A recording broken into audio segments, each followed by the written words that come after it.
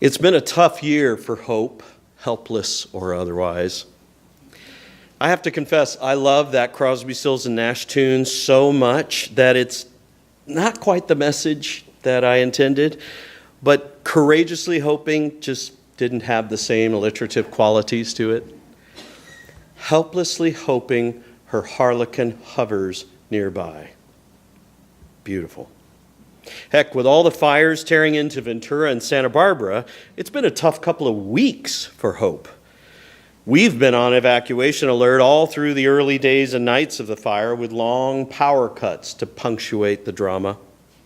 We have our irreplaceable documents, photos, and belongings in the car right now. We left yesterday afternoon to make sure we could be here today, and not sure we can get back today. So we packed as if we were evacuating. It's been stressful hiding indoors with the windows sealed shut, fighting cabin fever like a bad flu, and coughing ash and dust like the plague. But even if the situation gets worse, it won't negate the need for hope. But she's a duplicitous ally, hope. We cannot live healthy, reasonable, happy lives without her. And I do feel like she's a her. But sometimes hope can let us down. It can feel as if she has betrayed us, misled us. Cynicism sneers from the corner of the room. "You should have partnered with me," he cries. "I will never let you down." The cynic is never disappointed. The cynic always finds confirmation that the world is bad, tragic, and life is bloody, broken, and bleak. If you never want to face disappointment, cynicism is your best ally.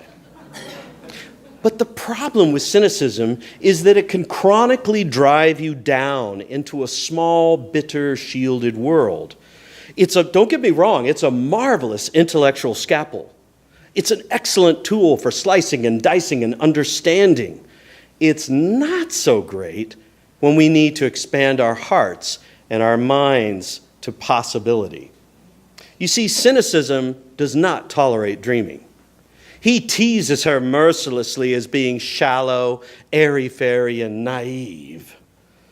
Cynicism has never built anything other than a wall, a defensive barrier around the heart and mind. It's good for an autopsy behind closed doors, but it will never teach you to fly.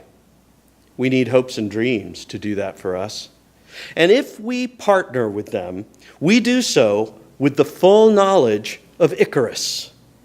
We may fly too high.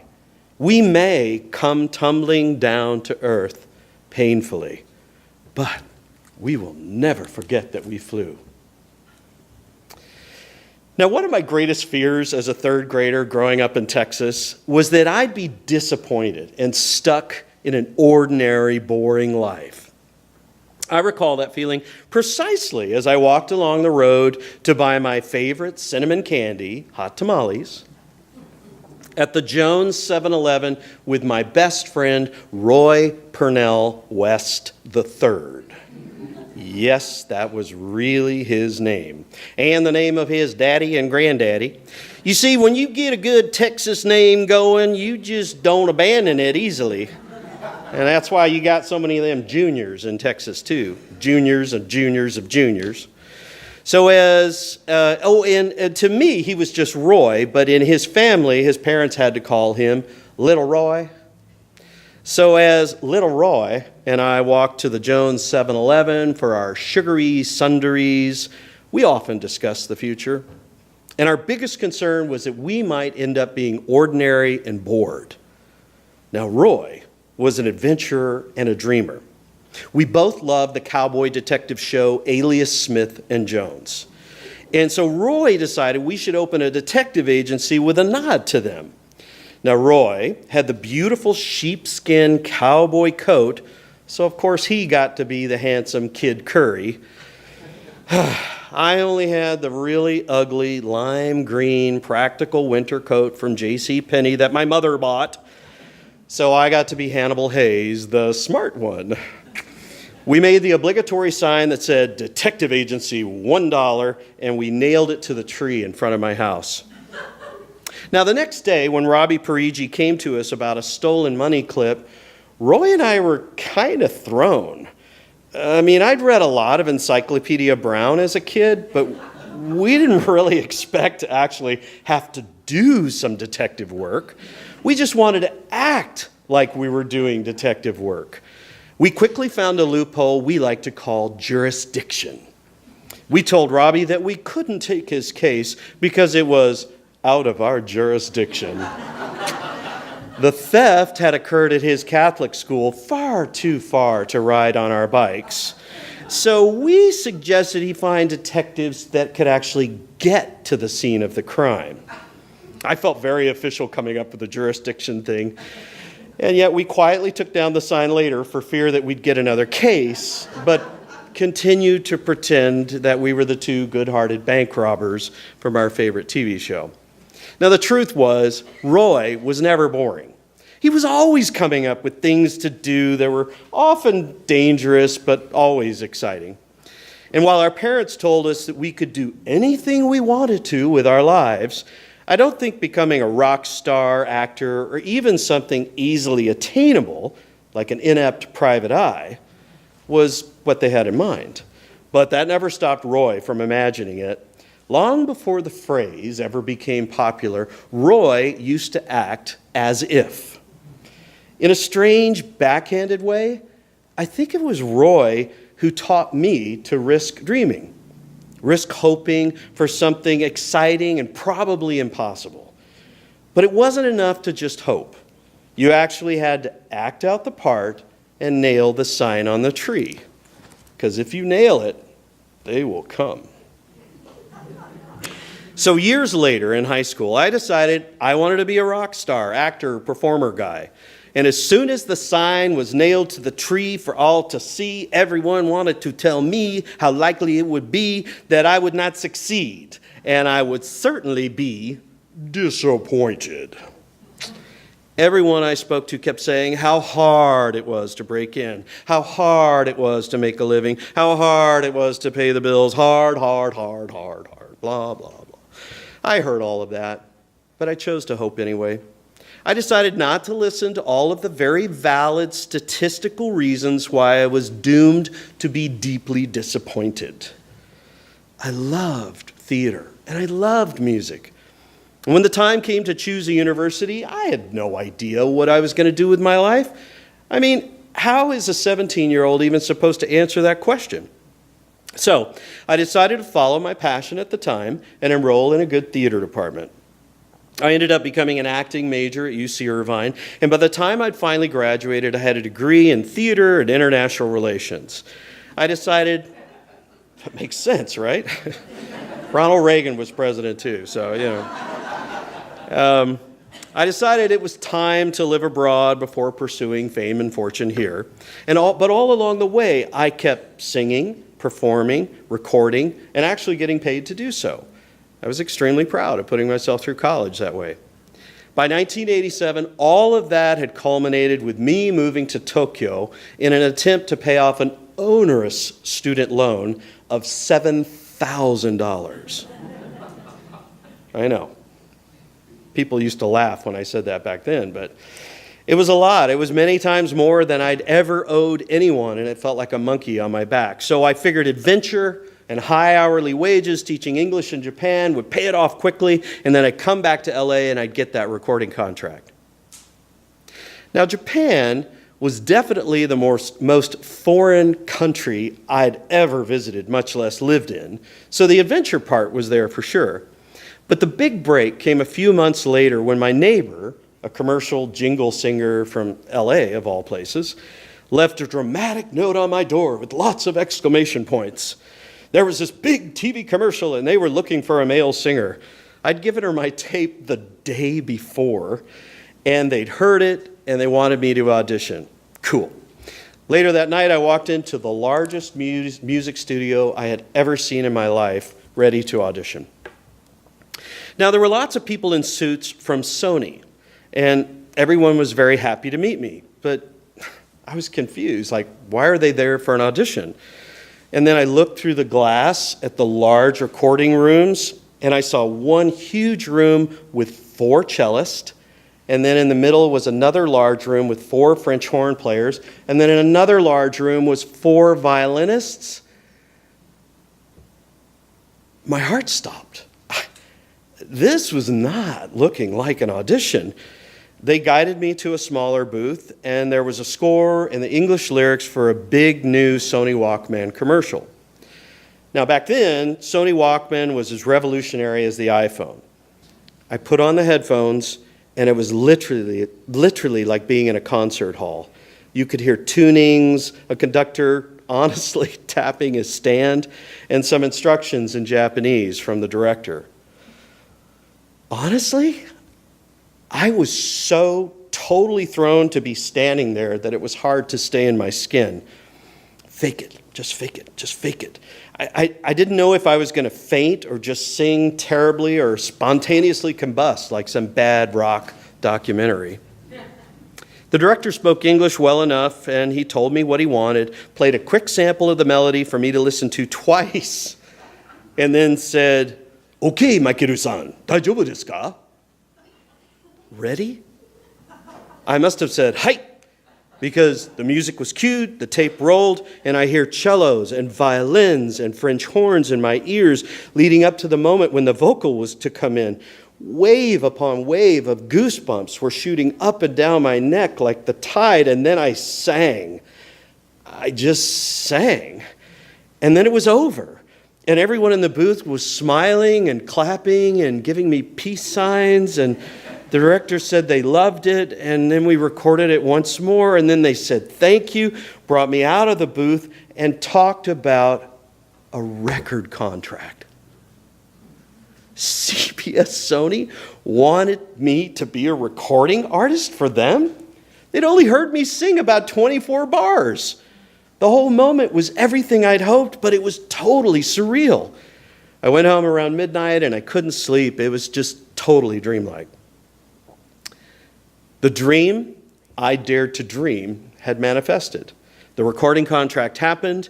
I spent another 10 years in Japan as a recording artist, and I paid off my student loans. But I had dared to hope that something like this could happen.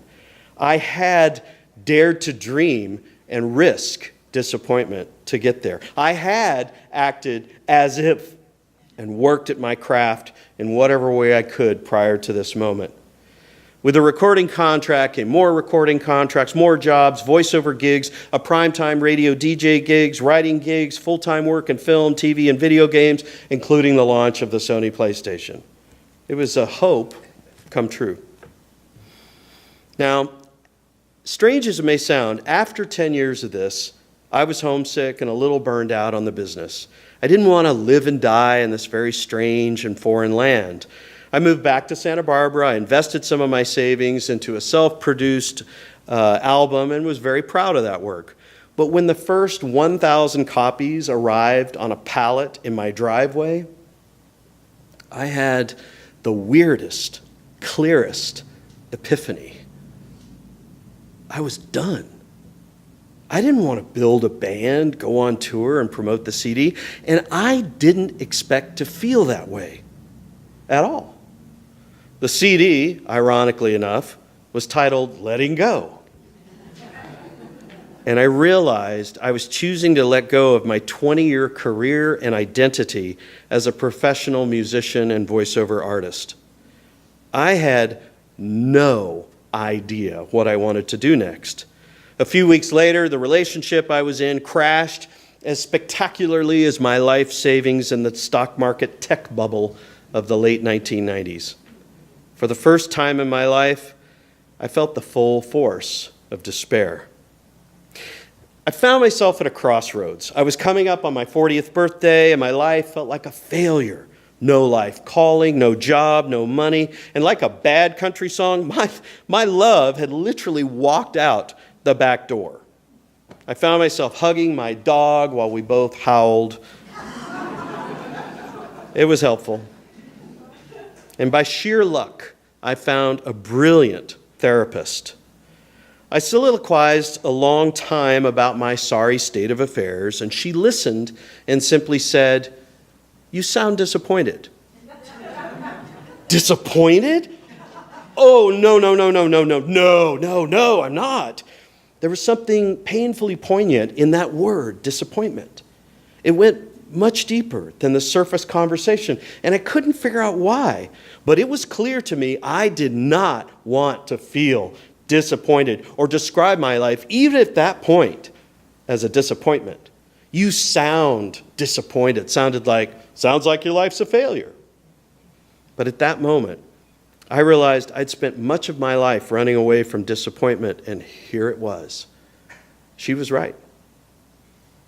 After pausing, I said, "Yeah, I guess I am.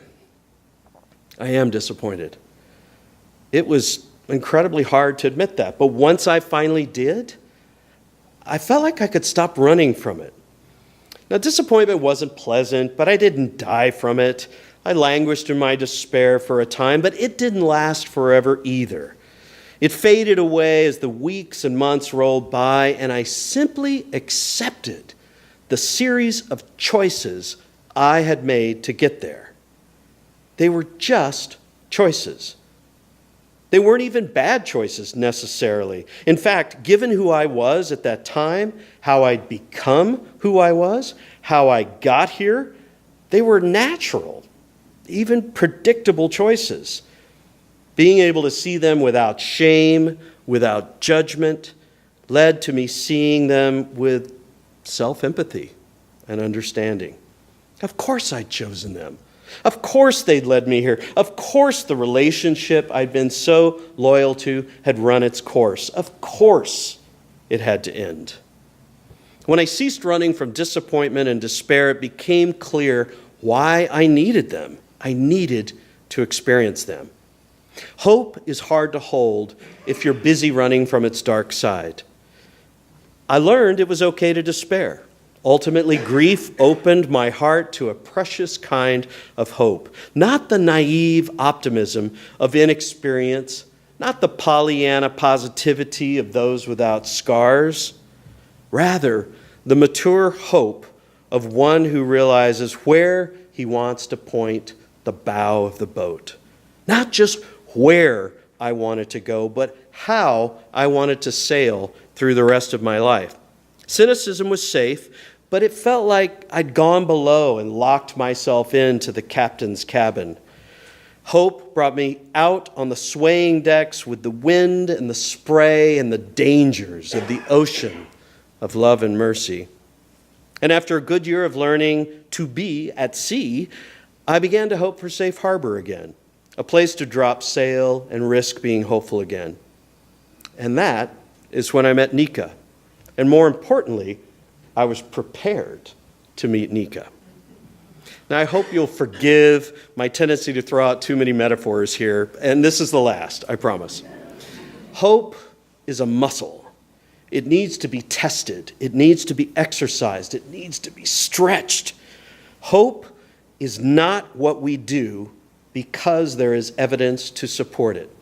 I feel like I should say that again. Hope is not what we do because there is evidence to support it. Often there is, but that's not why it's so precious and important. We exercise and stretch the muscles of hope when there is little evidence to support it. We strain at the bonds of cynicism and despair even when things seem darkest, because that's how we envision and create something better.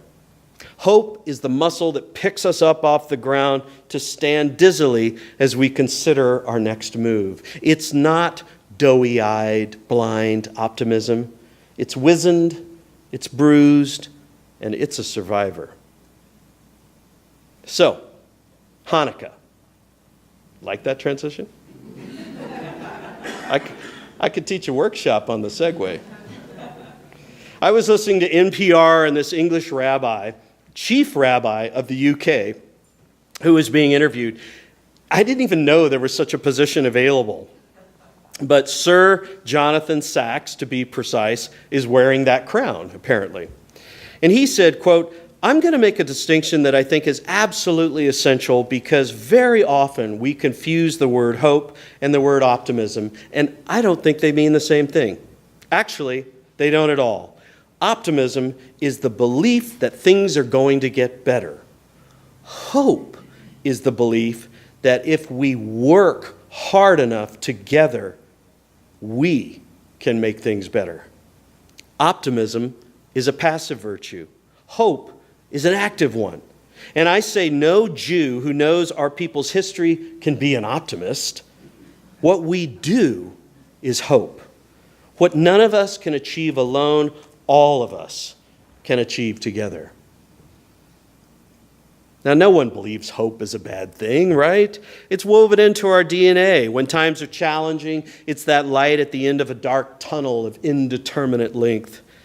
Now, I don't claim to know anything about hope that most of you don't already know, but I do remember what it was like to live in the shadow of the great fear of disappointment and failure. Now, whether the goal is to simply live an interesting life or to have a long-term love or find one's life calling, fear of disappointment or of failure or just falling flat on our faces can lead to lives half-lived. Maybe it's the miracle of Hanukkah. What we think is just a day's worth of possibility turns out to be 8 days and more. Now, some might say that last Tuesday, which would have been the first night of Hanukkah, had its own little miracle of hope in Alabama. But I shall not be the one to say that. Some might say that. It gets better is what we tell kids and adults who are struggling because nothing lasts forever. Things really can and usually do get better. Hope is the muscle we have to stretch and tone to hang on until it does. And as Rabbi Sachs and your own Reverend Nika both agree, we are not alone. Hope is an even stronger muscle when exercised in community. Now, they say every major Jewish holiday can be summed up by the following quote: "They tried to kill us, we won, let's eat." The good news about Hanukkah is that you're supposed to eat food that has been cooked in oil to symbolize the oil that kept the menorah burning for 8 days. So you know what that means? Donuts! How can you not have hope when donuts might be around? Now, as you exit the sanctuary today, we did this in the first service, and hopefully we'll do it this. We hope you'll take part in the creatively created sacrament of Hanukkah and have a small bit of donut as you exit. May it be so, blessed be, and shalom.